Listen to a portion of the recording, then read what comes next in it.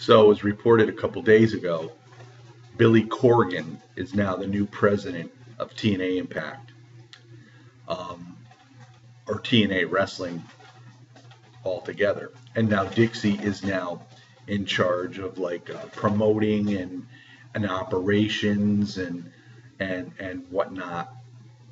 Um, so it makes you wonder how does everybody feel about that?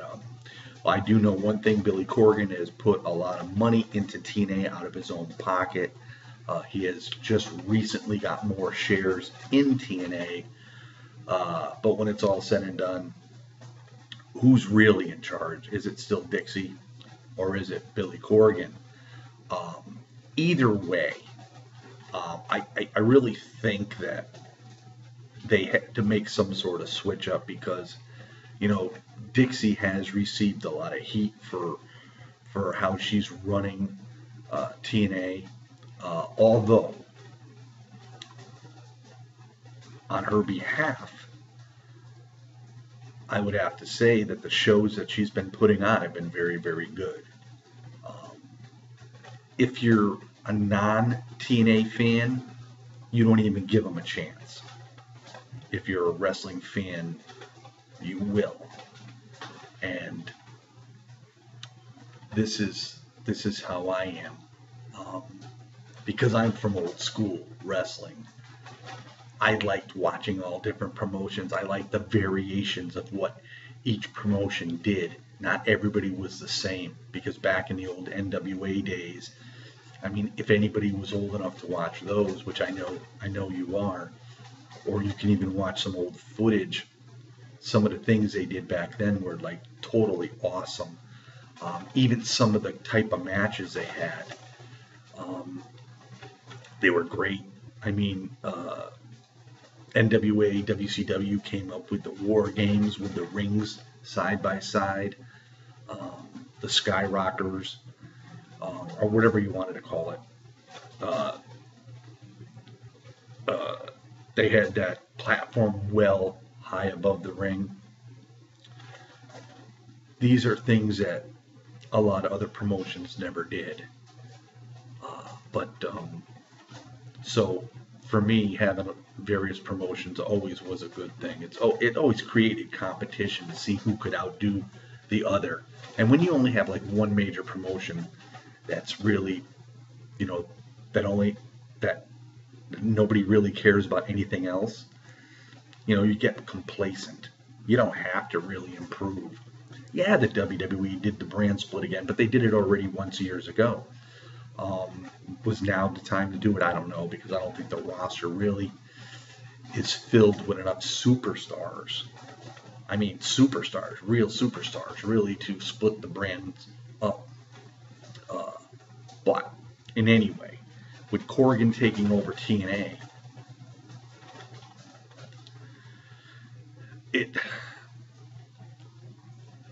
creates more interest for TNA fans, people that watch TNA, and we'll wait and see if anything becomes any different.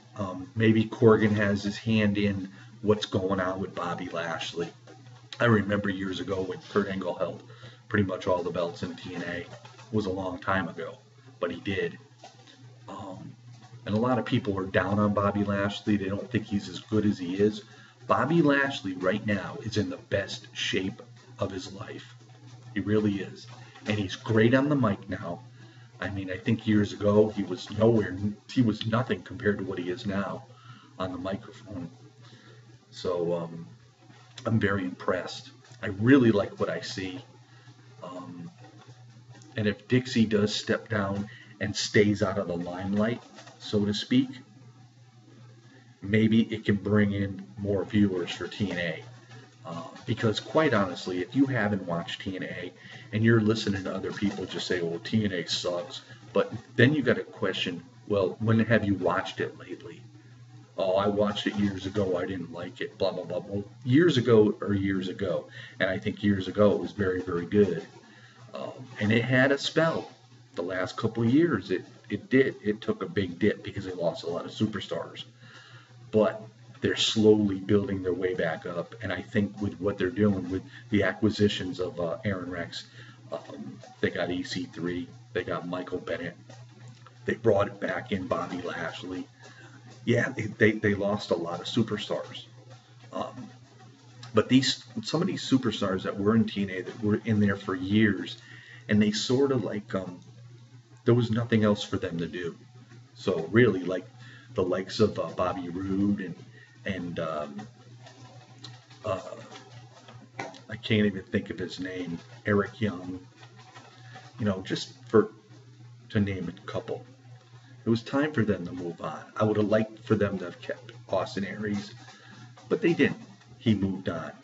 I liked Christopher Daniels, but he was in and out of TNA for years. I mean, but I like what TNA is doing now.